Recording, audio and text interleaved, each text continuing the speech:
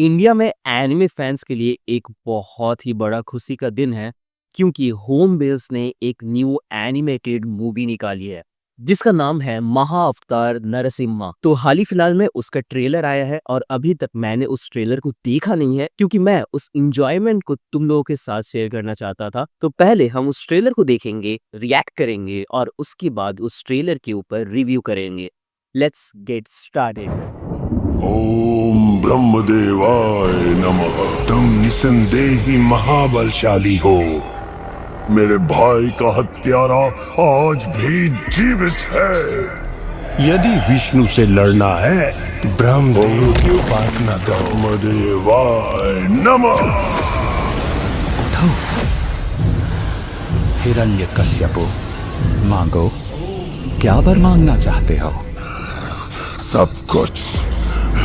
हे ब्रह्मदेव, मुझे वरदान दीजिए कि आपकी रचना से जन्मे इस सृष्टि के किसी भी जीव से मेरा वध ना हो।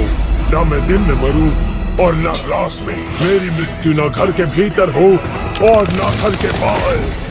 ना अस्त्र से, ना शस्त्र से, ना सजीव से, ना निर्जीव से।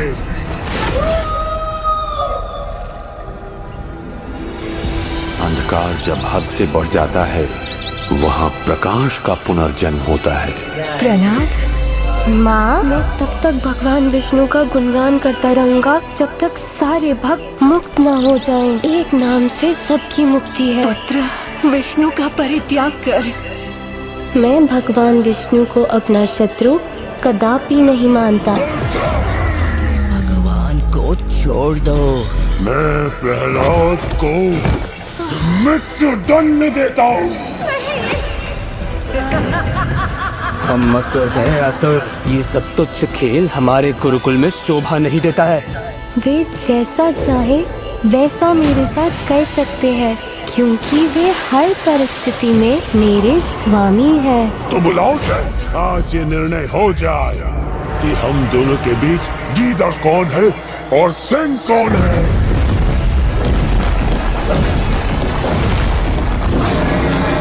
और शिरकाया है जंगल की ठली अपनी फलसफा अपनी इस मर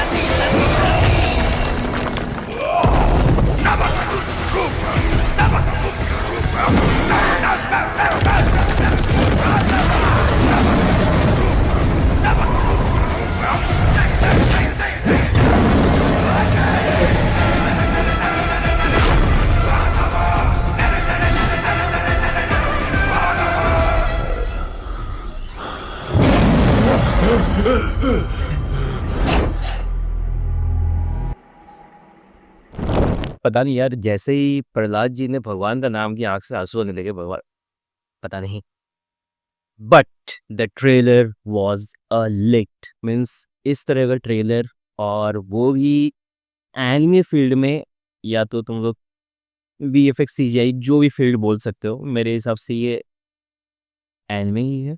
लेकिन हाँ, इसे 3D में रिलीज किया जाएगा और ये 25 जुलाई को आने वाली है।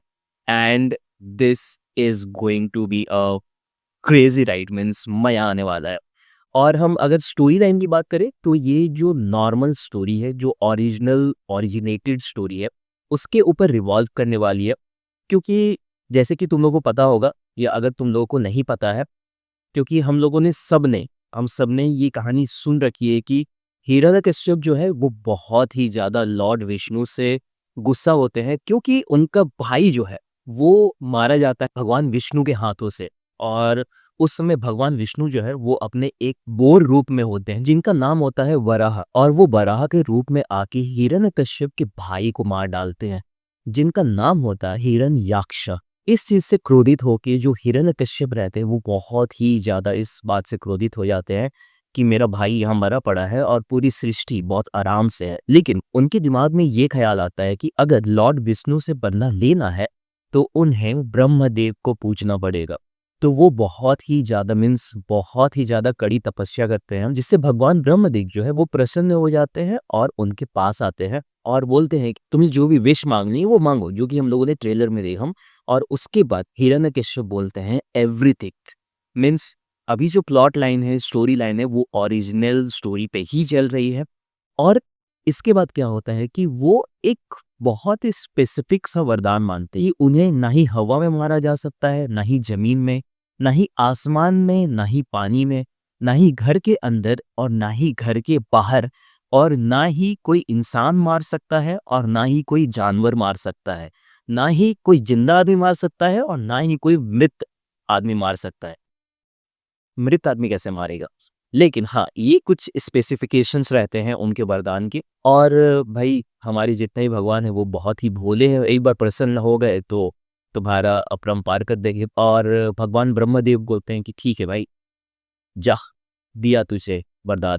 और उसके बाद हिरण्यकश्यप का पूरा मीन्स वो अपने रैम्पेज में होते हैं। और इतने सारे दुष्कर्म करने के बाद क्या होता है ना कि कर्म का फल है ना वो तुम्हें मिलता है, और वो फल उन्हें मिलता है प्रहलाद के रूप में, मीन्स भगवान प्रहलाद के रूप में।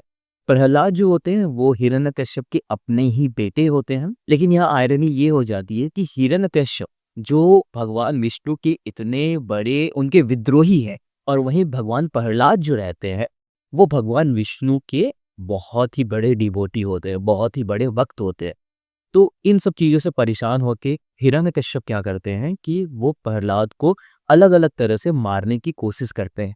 लेकिन हर बार भाई, अगर एक बार तुम्हें भगवान ने बचा दिया, मीन्स भगवान तुम्हारे दोस्त हो गए, अगर तुमने मान लिया है कि भगवान तुम्हारे सारथी है, तुम्हारे साथी है, तो कोई तुम्हारा कुछ नहीं कर सकता। लिटरली कोई तुम्हारा कुछ नहीं कर सकता है। तो प्रहलाद जी को मारने की कोशिश होती है बहुत ही अलग अलग तरीकों से। और इसमें एक बहुत ही फेमस तरीका है जिसमें हिरण्यकश्यप अपनी बहन को बुलाते हैं, जो कि शायद आग में नहीं जल सकती थी, और वो प्रहलाद को अपनी गोद में लेके आग में बैठती है। और भगवान प्रहलाद नहीं जलते हैं, लेकिन जो डीमन आग से नहीं जल सकती थी वो उस आग में जल के मर जाती है। कुछ ऐसे ही कहानी थी। और ये दर्शाता है कि अगर तुम भगवान पे विश्वास रखते हो तो तुम्हें कोई भी कुछ भी नहीं, बिल्कुल भी नुकसान नहीं पहुंचा सकता है। और इसके बाद क्या होता है कि हिरण्यकश्यप जो होते हैं वो बहुत ही ज़्यादा तैस में आते हैं और भगवान विष्णु को चैलेंज कर देते हैं। जिसके बाद भाई भगवान है अपनी लीला तो दिखाएंगे ही, वो एक अवतार लेते हैं जिनका नाम होता है भगवान नरसिम्हा। नरसिम्हा जो है उनका ऊपर का जो थर्ड है वो लायन का होता है, और नीचे का जो पोर्शन है, मीन्स आधा बॉडी पार्ट है, वो ह्यूमन का होता है। और जिस तरह से हिरण्यकश्यप ने स्पेसिफिकेशंस के साथ अपनी वरदान मांगी थी, उन सभी स्पेसिफिकेशंस को तोड़ते हुए लॉर्ड विष्णु आते हैं नरसिम्हा के रूप में, मीन्स लॉर्ड नरसिम्हा के रूप में। और भाई उसके बाद उनकी बहुत ही बुरी तरह से पिटाई करते हैं, इस हद तक कि उन्हें खड़े खड़े उनको शिवर आने लगता है। उस सिर्फ गुर्राहट से, उस शेर वाली गुर्राहट से उन्हें सिर्फ शिवरिंग्स आने लगती है कि भाई ये खत्म होने वाला है। सब कुछ उन्होंने जितना भी पाप किया है, जो भी है, उनके सामने आने लगता है। और लास्ट में लॉर्ड नरसिम्हा हिरण्यकश्यप को अपनी जांग पे बैठा के, और ना ही घर के बाहर और ना ही घर के अंदर, मीन्स चौखट पे बैठा के, और अपने जांग पे, क्योंकि उन्हें बोला गया था कि ना ही जमीन में हो सकता है उनका मौत और ना ही आसमान में हो सकता है, तो वो अपने जांग में बैठा के उनका पेट को फाड़ देते हैं, वो भी अपने हाथों से। सो यही पूरी स्टोरी लाइन जो है ये ओरिजिनल स्टोरी है। और जिस तरह से दिखाया गया है, तो जिस तरह से नरसिम्हा जी का रैम्पेज दिखाया गया है, मीन्स लॉर्ड नरसिम्हा जी का रैम्पेज दिखाया गया है, ये सब देख के ऐसा ही लग रहा है कि भाई पूरी तरह से ये जो ओरिजिनल स्टोरी पे ही बेस्ड होने वाली है, और इसे साउथ इंडियन मूवी इंडस्ट्री बना रही है। देखो, मैं ज़्यादातर साउथ इंडिया, नॉर्थ इंडिया नहीं करता, लेकिन यहाँ स्पेसिफिकली मैंने इसलिए बोला क्योंकि साउथ इंडियंस क्या करते हैं कि अपने ओरिजिनेटेड स्टोरी पे बहुत ही बढ़िया स्टोरी लाइंस लिखते हैं। जैसे कि तुम लोगों ने कार्तिकेय मूवी में देखा होगा, भाई वो मूवी क्या थी, अगर तुम लोगों ने नहीं देखा है तो कार्तिकेय 2 जाके ज़रूर देखना।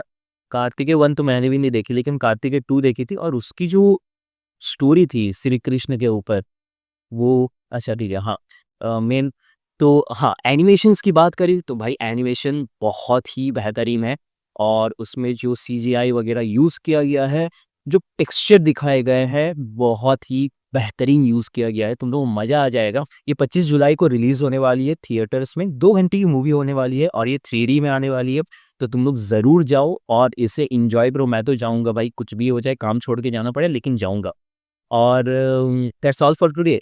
और अगर तुम्हें ये वीडियो पसंद आई हो तो वीडियो को लाइक कर देना, चैनल को सब्सक्राइब ज़रूर कर लेना, क्योंकि ऐसे वीडियोस हम लोग लाते रहते हैं। तब तक के लिए take care, bye bye and be safe.